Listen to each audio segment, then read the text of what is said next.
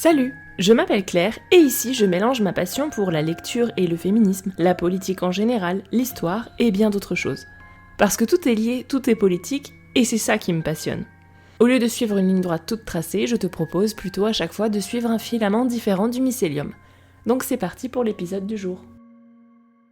Mon père expliquait à ma mère que, dans la société future, tous les châteaux seraient des hôpitaux, tous les murs seraient abattus et tous les chemins tracés au cordeau. Alors, dit-elle, tu veux recommencer la révolution ? Ce n'est pas une révolution qu'il faut faire. Révolution, c'est un mot mal choisi, parce que ça veut dire un tour complet.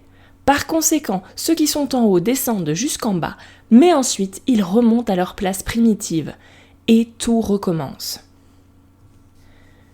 Je me vois encore entendre cette phrase quand j'étais petite, alors qu'on regardait pour la je ne sais combienième fois La gloire de mon père, tirée du livre de Marcel Pagnol. Alors qu'on baignait dans le grand roman national en cours d'histoire à l'école, qui fait une belle place à la Révolution de 1789, je me souviens que ça m'avait sacrément travaillé, cette histoire de révolution qui fait un tour complet, et donc autant ne rien faire, ou plutôt faire autre chose. Et j'ai trouvé que c'était un bon angle d'attaque pour aborder le sujet du jour. On nous explique à longueur de temps qu'on vit une incroyable révolution numérique, notamment avec l'intelligence artificielle et toutes ses conséquences, mais pas seulement. Et moi, tout ce que j'entends, c'est ce bon vieux Pagnol qui nous dit qu'une révolution, c'est juste remettre les mêmes à la même place et tourner en rond. Et je vais te montrer aujourd'hui pourquoi c'est vrai, et pourquoi notre révolution numérique, si on met de côté l'aspect purement technique en se concentrant sur les aspects politiques, sociaux, environnementaux, c'est juste un gigantesque écho de la révolution industrielle, comme si on en finissait la boucle de cette fameuse révolution.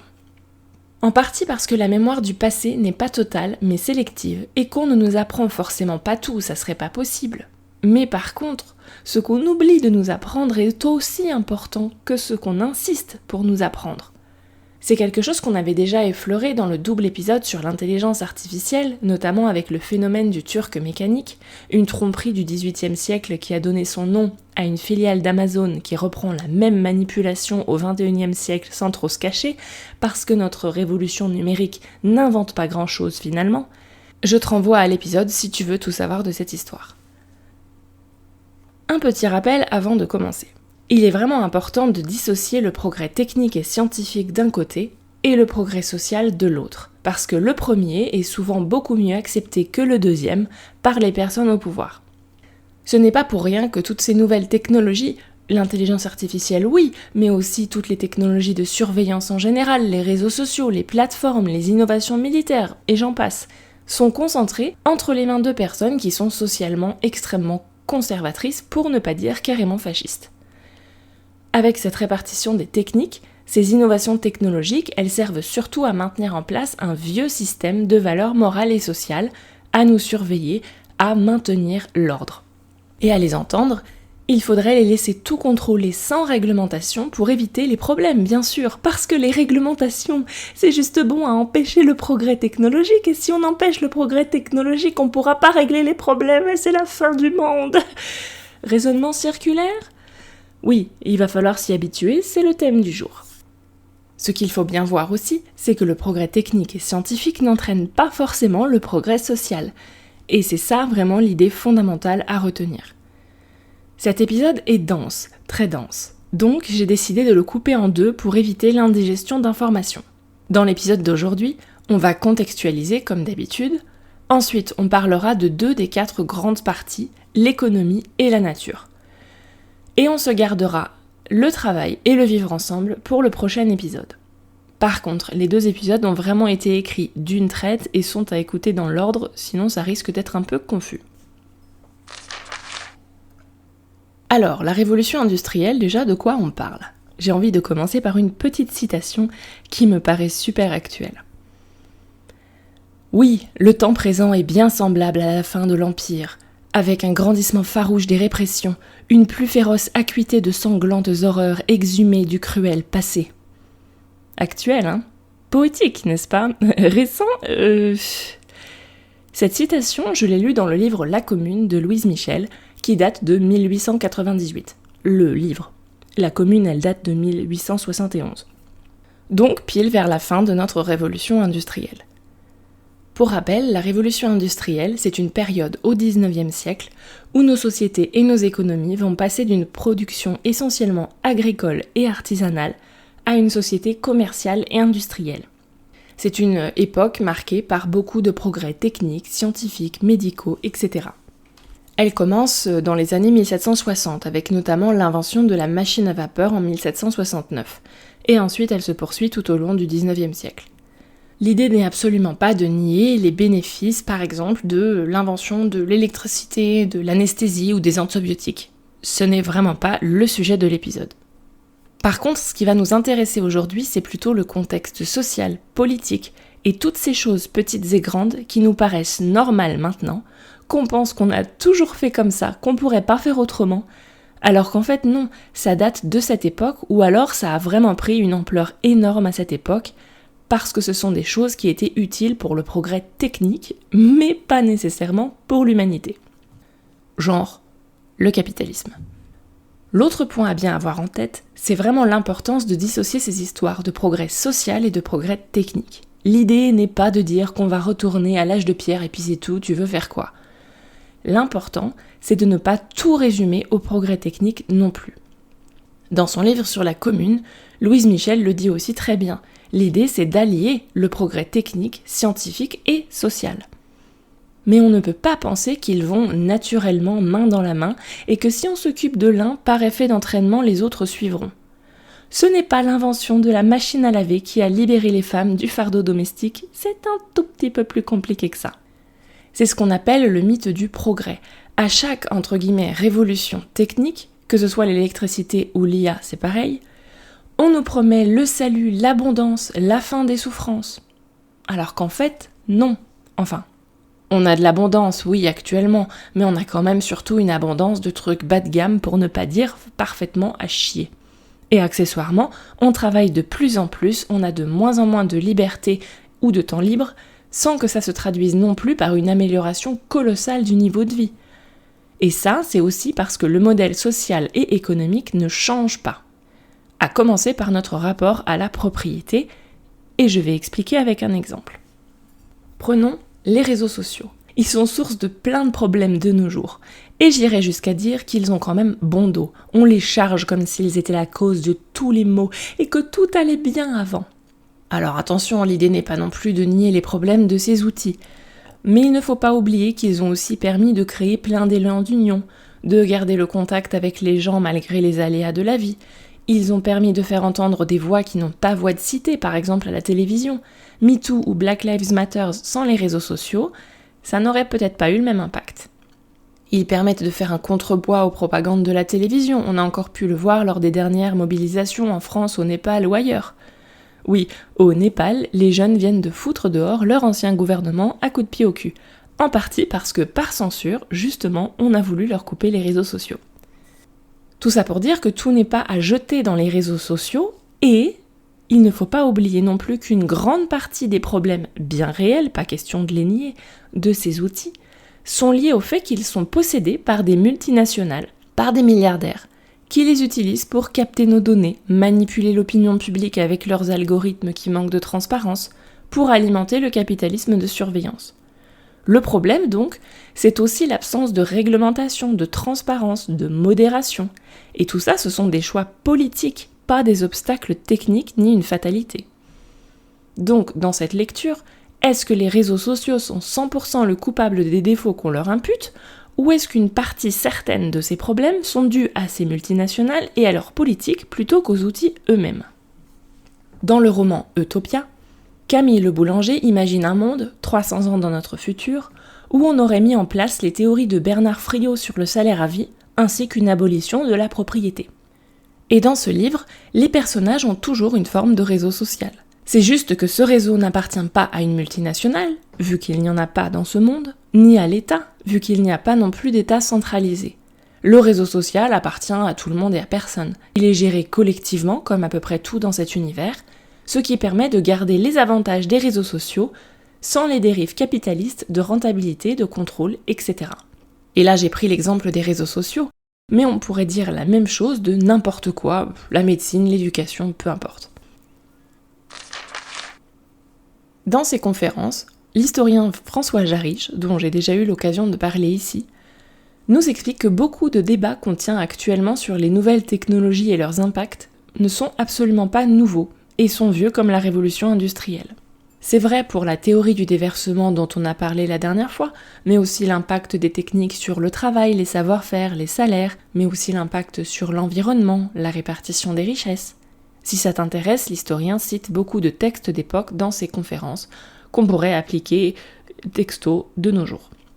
Les débats ont déjà eu lieu, des idées ont déjà été proposées, mais après, on referme la discussion et on continue comme si de rien n'était. Conséquence, le progrès technique est présenté comme la solution à tous les problèmes.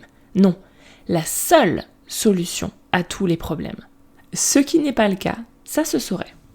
Conséquence, on continue de lancer des innovations technologiques ou scientifiques sans en penser les effets négatifs, en mettant uniquement l'accent sur le positif. Parce que bon, faut le dire, le nucléaire c'est génial si on met de côté les risques d'accidents et les déchets. Et on se dit qu'après, on sait pas quand, mais après, on inventera d'autres trucs pour corriger les problèmes causés par l'innovation initiale. J'ai parlé en long, en large, en travers de l'intelligence artificielle, donc on va pas refaire le match. Mais ce serait exactement la même chose pour la voiture, par exemple. On a inventé la voiture, on a trouvé ça génial, et c'est vrai qu'il y a des avantages. Donc on en a fait plein, sans réfléchir, et maintenant ça cause plein de problèmes, et il faudrait innover sur la voiture pour corriger les problèmes de la voiture. Donc du progrès technique pour corriger le progrès technique. Très peu de gens proposent de sortir de la voiture individuelle à grande échelle, donc une solution par un progrès social structurel plutôt que technique. Les débats sur la technique sont faussés par des arguments bidons, et ça non plus c'est pas nouveau.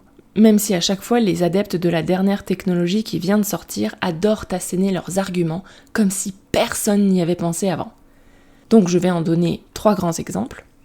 D'abord, l'évolutionnisme. C'est l'idée comme quoi notre monde est le monde le plus évolué possible, que si on fait pas comme nous, on est forcément arriéré, moins civilisé. On avait réfléchi à l'idée de civilisation dans l'épisode 25 si tu veux creuser. Et cette vision des choses, elle oublie complètement la dimension de diversité culturelle. Elle oublie qu'à chaque embranchement, il y a toujours plusieurs choix possibles et que la vie, c'est pas une ligne droite toute tracée avec une bonne réponse à la fin. Mais cet évolutionnisme, il va nous donner des fausses dichotomies. Si tu es critique vis-à-vis de la technologie, on va te rétorquer « Oh mais on va quand même pas adopter le modèle Amish !» Comme si questionner la technologie et ses impacts, c'était décider de la rejeter complètement. C'est aussi oublier qu'il y a la technologie et les propriétaires de la technologie, on l'a expliqué tout à l'heure avec les réseaux sociaux. Le deuxième argument bidon, c'est le technosolutionnisme, on en a aussi un peu parlé. C'est l'idéologie selon laquelle on va faire confiance à la technologie pour résoudre tous les problèmes, à commencer par les problèmes qui ont été créés par des technologies antérieures. Donc le bon gros raisonnement circulaire. Dans ce courant de pensée, on va se dire que tous les problèmes de la société peuvent être résolus par des technologies et seulement par des technologies. Et le troisième gros argument bidon, c'est le fatalisme. C'est comme ça parce que ça pourrait pas être autrement, et puis les autres ils le font aussi donc on est bien obligé de le faire. Or, ce qu'on présente comme la nature humaine, ce sont généralement des choix politiques. Mais ce raisonnement fataliste coupe court aux remises en question, aux critiques, aux propositions d'amélioration. Et ça permet surtout de maintenir le statu quo qu'on va nous présenter après comme inéluctable. Parce que si les gens croyaient en leur capacité à changer eux-mêmes la réalité, le système s'effondrerait probablement assez vite, et on voit vite à qui profite le crime. Et pour finir de poser les cadres, il est important de réfléchir un peu à la notion de tradition. Comme ça, spontanément, quand on parle de tradition, on a tendance à penser à un truc très vieux, ancestral, de tout temps, la sagesse de nos ancêtres, bla bla bla. Alors qu'en fait, quand on gratte un peu, ces traditions sont souvent plus récentes qu'on pense et souvent assez arbitraires. Et elles n'émanent pas vraiment de la sagesse populaire.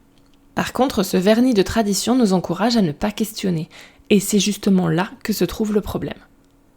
Tiens, un exemple. Le mouvement à la mode chez les conservateurs en ce moment, c'est les tradwives, littéralement les épouses traditionnelles. C'est le culte de la femme au foyer qui se dévoue corps et âme à ses enfants et son mari, surtout son mari, et qui consacre toute sa vie à tenir sa maison. Pas comme ces féministes dégénérés aux cheveux verts qui travaillent en dehors de la maison et font pas la cuisine. Pfff. Oui, en plus d'être misogyne, c'est élitiste. Mais en fait, cette soi-disant tradition, elle est super récente. Elle date des années 1950 aux États-Unis. Et elle s'est imposée dans les imaginaires, surtout à cause de la publicité. Ça s'est pas fait tout seul naturellement, ce qui ne voudrait rien dire. C'est pas une tradition ancestrale. Et c'est certainement pas mieux parce que c'est ancien. C'est un outil de contrôle idéologique. Alors, individuellement, chacun fait ce qu'il veut. Mais venez pas nous emmerder avec la tradition, ni l'imposer aux autres. Ce serait un sujet à part entière, la tradition.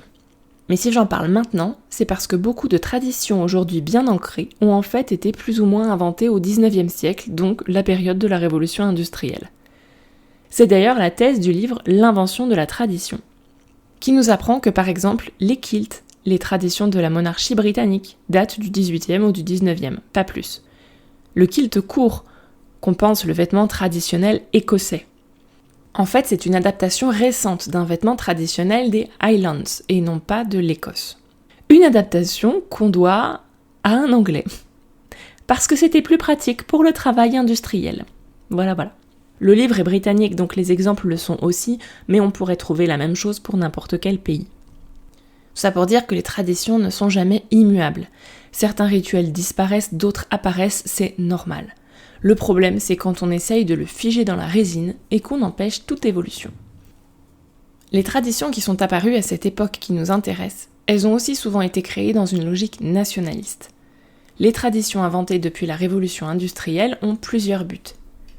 Établir ou symboliser la cohésion sociale ou le sentiment d'appartenance, établir ou légitimer des institutions, des relations d'autorité, et socialiser, inculquer des valeurs et des croyances.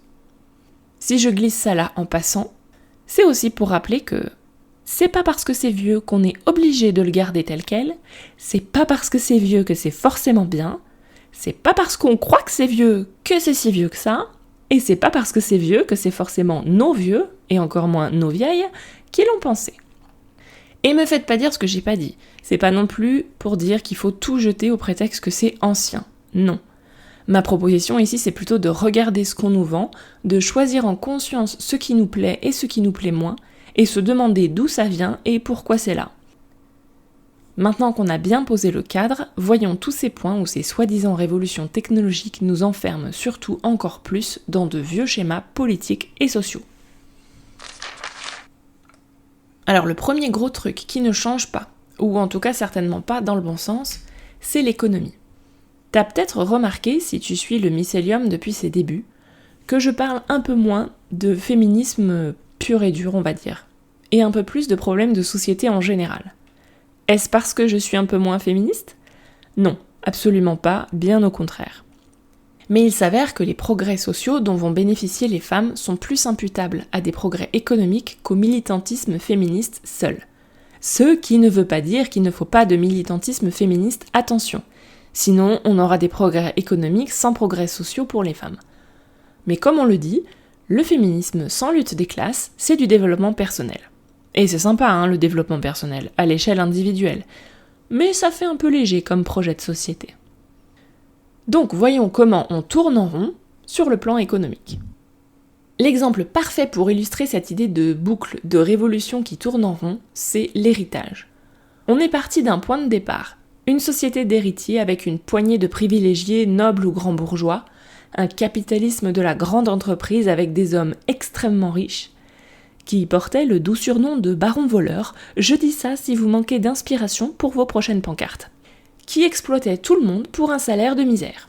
Oui, tout le monde, y compris les enfants. On a amélioré les choses, mais certainement pas à coup de progrès techniques. Les luttes communistes et de gauche en général, le syndicalisme, les mouvements sociaux, mais aussi quelques guerres mondiales sont passés par là pour rééquilibrer les choses, répartir un chouïa mieux les richesses, si, quand même. Mais là, ça se dégrade à nouveau, on est en train de finir cette boucle. Parce que progrès économique et taux de croissance ne veulent pas dire progrès économique pour tout le monde. Je cite une tribune parue dans Le Monde en juin, donc pour la France. La fortune héritée représente 60% du patrimoine français, contre 35% dans les années 1970, selon le Conseil d'analyse économique, et l'écart se creuse toujours plus avec la richesse issue du travail. Fin de citation. On est en train donc de revenir à cette époque où si t'as pas hérité, t'as de moins en moins de chances d'arriver à quelque chose par la force de ton travail, et ne me lancez pas sur les études. Et ça s'arrête pas là, penses-tu ? Ça va empirer ces 20 prochaines années avec le transfert du patrimoine de la génération baby-boom, le plus grand transfert de richesse de l'histoire. Du moins jusqu'au prochain. Ce qui, à en croire certains économistes, serait la plus grosse menace pour notre économie, qui risquerait de devenir une société d'héritiers. J'aimerais dire que je caricature, mais non. Comme si c'était pas déjà le cas avec 60% du patrimoine hérité. Une plus grosse menace que le réchauffement climatique, le fascisme et compagnie. Et j'ajouterais, une plus grosse menace, pour leur système de merde, que toutes les révoltes sociales qui se multiplient actuellement partout dans le monde. Ben voyons. Conséquence de cette évolution de la répartition du patrimoine, les inégalités se creusent, le taux de pauvreté augmente, et les salaires ne suivent pas l'augmentation des loyers, donc il faut travailler de plus en plus pour ne serait-ce que s'en sortir. Là encore, c'est un retour en arrière. D'ailleurs, c'était la thèse adoptée par Hannelore Kerr dans son roman Richesse oblige. Elle s'est inspirée du livre Le Capital au XXIe siècle de Thomas Piketty pour écrire son roman qui se déroule sur 2 périodes, le XIXe siècle et de nos jours, et montrer comment finalement les choses ne changent pas en profondeur et comment les riches et puissants peuvent tout se permettre. Par exemple, dans son livre Au XIXe siècle, il paye des pauvres pour se faire passer pour eux et échapper à la conscription militaire. La concentration économique, elle ne se fait pas uniquement au niveau de l'héritage. On a aussi de plus en plus de concentration de grosses entreprises, et là je parle en particulier des entreprises de la tech, qui sont aux avant-postes de cette révolution technologique qu'on vit en ce moment. Et que je te rachète les petits concurrents pour les fermer ou les intégrer, et que j'impose mon modèle et mon infrastructure à tout le monde, ce qui fait qu'il est impossible de leur échapper complètement. Pendant la révolution industrielle, on avait ça notamment dans le domaine de l'énergie, par exemple avec la Standard Oil d'un certain Rockefeller, qui voulait contrôler toutes les raffineries du pays, mais Rockefeller possédait aussi des mines, jusqu'à ce que la Standard Oil soit démantelée au XXe siècle, justement à cause de cette situation de monopole. La situation se répète parce que les entreprises de la tech se rapprochent de plus en plus du monopole. L'autre boucle économique qu'on pourrait citer, c'est le retour au féodalisme. Petite précision au passage pour éviter les confusions, le capitalisme n'apparaît pas avec la révolution industrielle, il était déjà là avant, mais c'est là qu'il prend vraiment une ampleur énorme.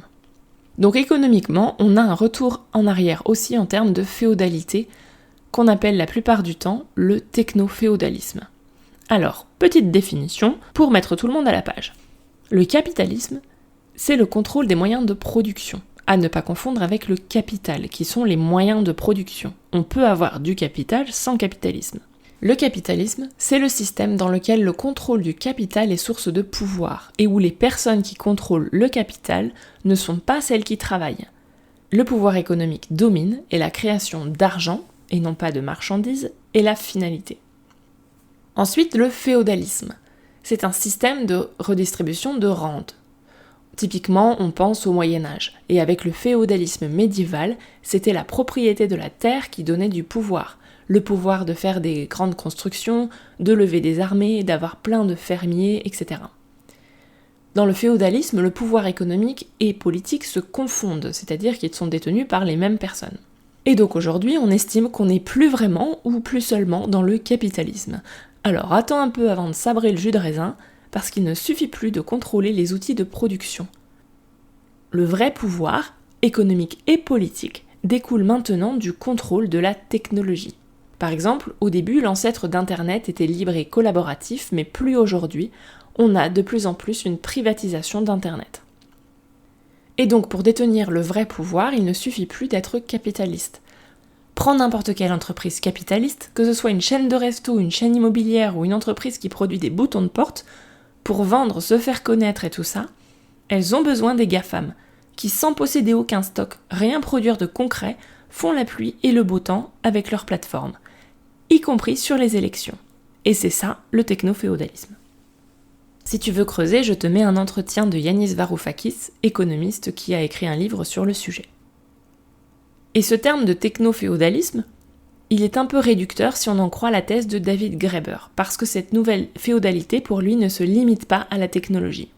Alors entendons-nous bien, David Graeber ne conteste pas la notion de techno-féodalisme, il la complète, il l'enrichit. Il en parle dans le livre Bullshit Job dont on a déjà parlé la dernière fois, et lui va se concentrer sur l'aspect système de redistribution de rente, où on va payer des gens à rien faire pour se donner de l'importance. Donc, Graeber nous explique que dans la féodalité classique, la classe politique et économique se confondent, alors que dans le capitalisme ou le capitalisme financier, ce sont deux sphères différentes.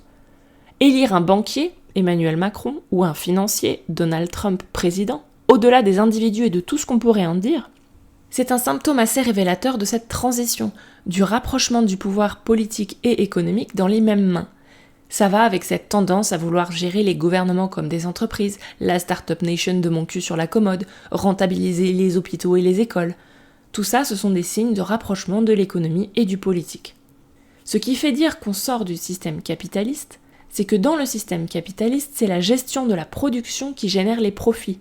Donc il faut encadrer ceux qui produisent vraiment la valeur, les travailleurs et travailleuses, siphonner cette valeur, et ensuite on a intérêt à redistribuer cette valeur au moins de gens possible pour avoir des bénéfices les plus gros possibles. Ce qui permet d'avoir le pouvoir économique le plus gros possible. Alors que dans un système féodal, ou peut-être néo-féodal, les considérations politiques, elles se mêlent aux considérations économiques, donc la logique de rentabilité et de bénéfice n'est plus la seule. Il faut aussi avoir du pouvoir politique. Et donc pour ça, il faut prodiguer ses faveurs politiques et montrer sa puissance en faisant étalage de larbins. Alors, dans le livre de Graeber, les larbins sont une catégorie de bullshit job, ces boulots qui ne servent à rien et où même les gens qui les occupent ne savent pas très bien à quoi ça sert. Je te renvoie au livre si tu veux tout le détail.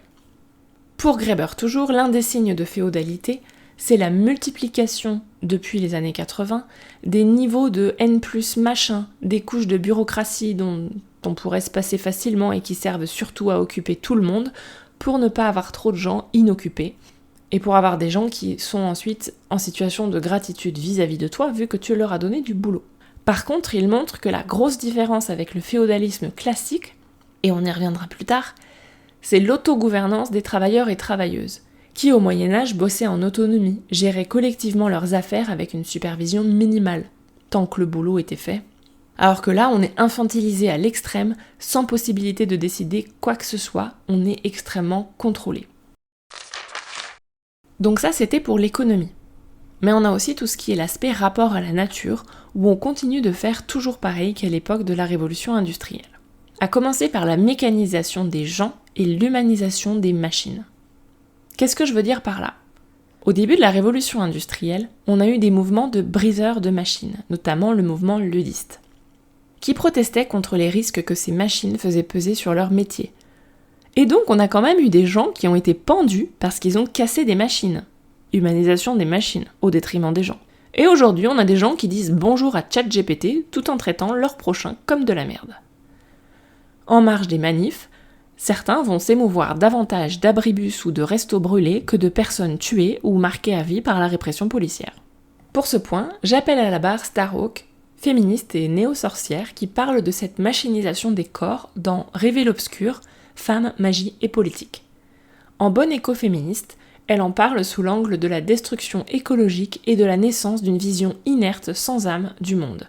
Elle parle de machinisme, donc on devient des machines, ce qui est une source de domination.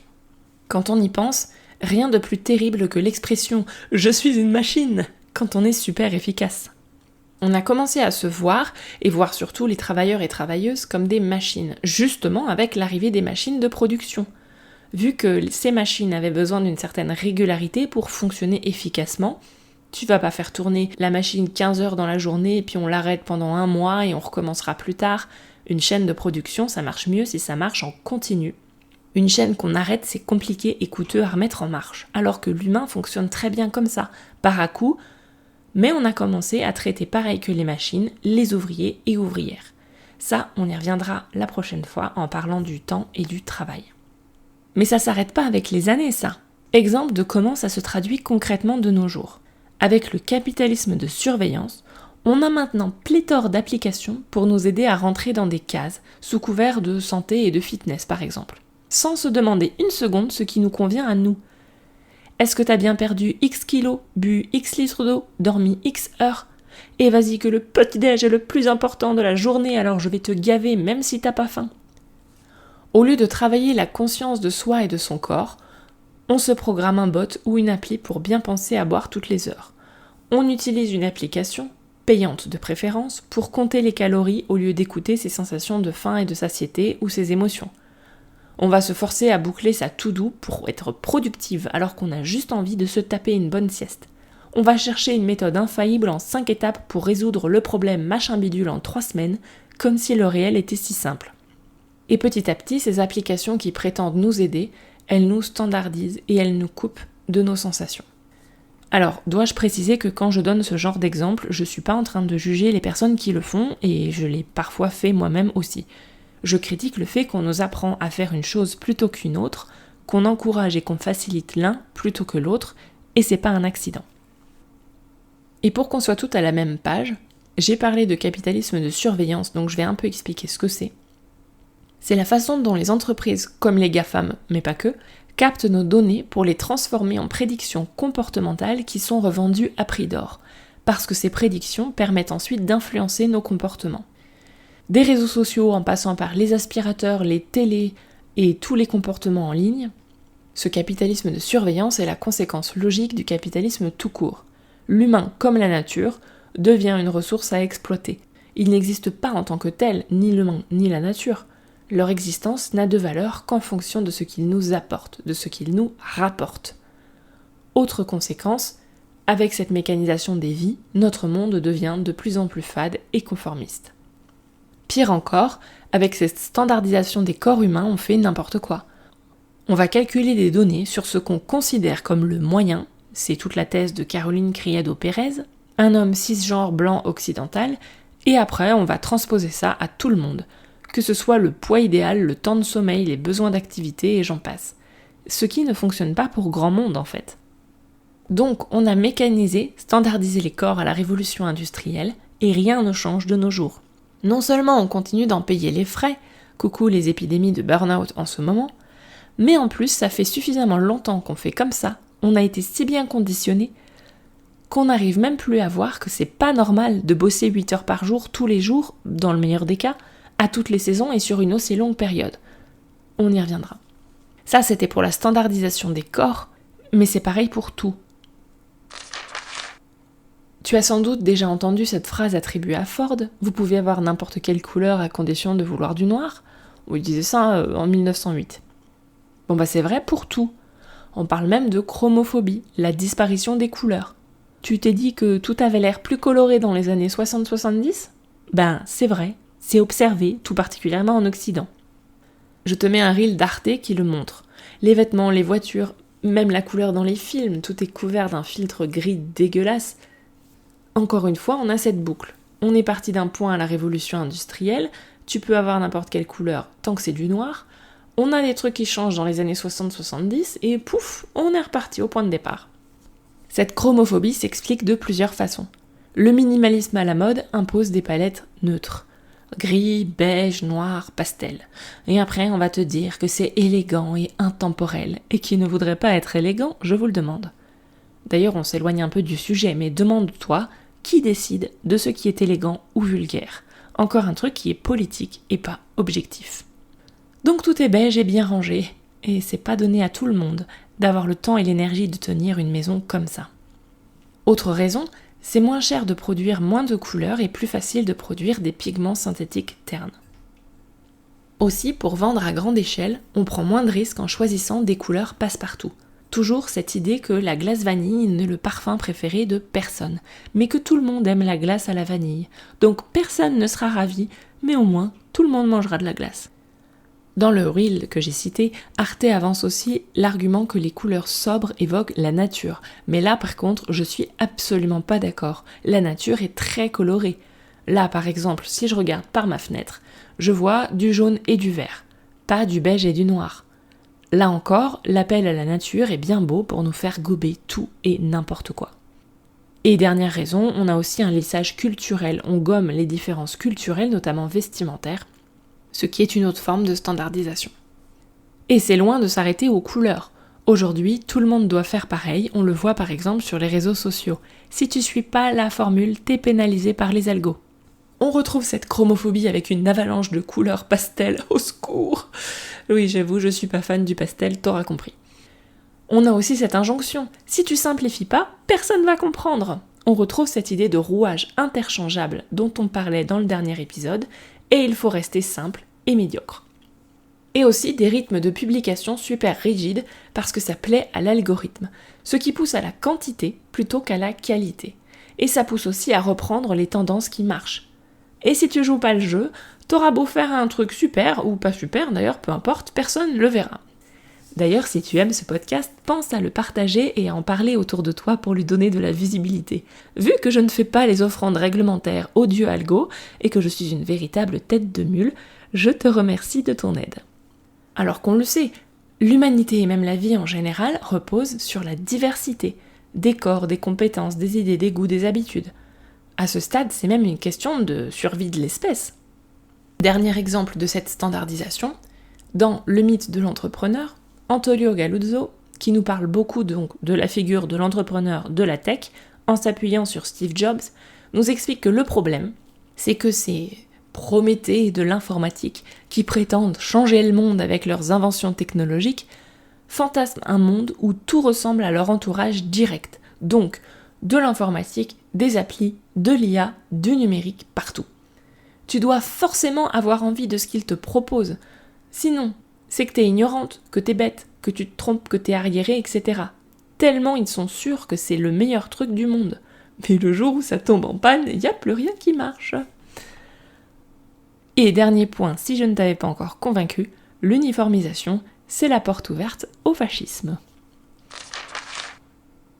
Autre problème en lien avec la nature qui ne s'arrange pas du tout, vu qu'en termes d'idéologie dominante, on reste sur les mêmes raisonnements et la même vision de la nature qu'au XIXe siècle, rien que le fait de croire que la nature existe, c'est culturel en fait. Et notre vision de la nature remonte au XVIIIe siècle seulement. La nature en tant que telle n'existe pas objectivement.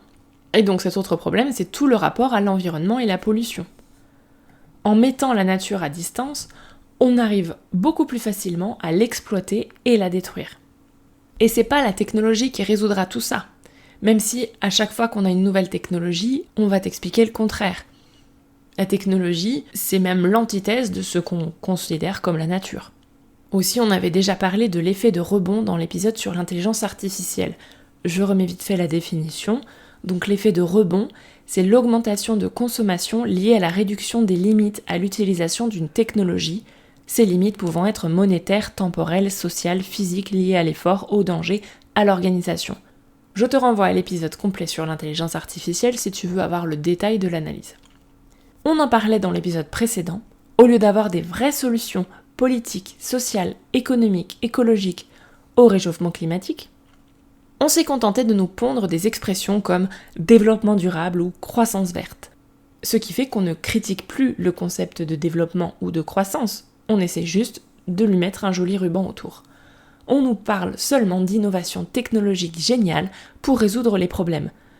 Alors le souci, c'est pas de chercher des solutions pour nettoyer les océans par exemple. Le souci, c'est quand on s'arrête là. C'est quand on ne cherche pas comment on pourrait arrêter de les dégueulasser. On a une forte extraction de ressources, c'était le charbon pendant la révolution industrielle, c'est l'eau et toutes les terres rares maintenant, des ressources non renouvelables qui s'épuisent très vite et qui sont le prétexte de guerre ou de massacre. Hier, l'Arour, aujourd'hui, le Congo, l'emballage change peut-être, mais la réalité reste la même et on tourne en rond. Et on va s'arrêter là pour aujourd'hui. On se retrouve très vite pour la suite et la fin de la réflexion. Et je te dis à bientôt. M'ont inspiré pour ce double épisode. La Commune de Louise Michel, Bullshit Jobs de David Graeber, L'invention de la tradition, un ouvrage collectif sous la direction d'Eric Hobsbawm et Terence Ranger, les conférences de François Jarige sur le mythe du progrès, Révèle obscur, femmes, magie et politique de Starhawk, Femme invisible, comment le manque de données sur les femmes dessine un monde fait pour les hommes de Caroline Criado-Pérez. L'écologie des autres, l'anthropologie et la question de la nature de Philippe Descola. Et les romans Richesse oblige d'Anne-Laure Kerr et Utopia de Camille Le Boulanger. Voilà pour le filament du jour. Si tu as des questions, des suggestions ou envie de papoter, on peut discuter sur Instagram ou par email. Tu peux soutenir le podcast sur Tipeee, ce qui m'aidera à couvrir mes coûts, oui, acheter des livres, mais aussi des croquettes pour mes 5 chats. Et sinon, tu peux lui mettre 5 étoiles pour aider d'autres à le découvrir. Merci beaucoup!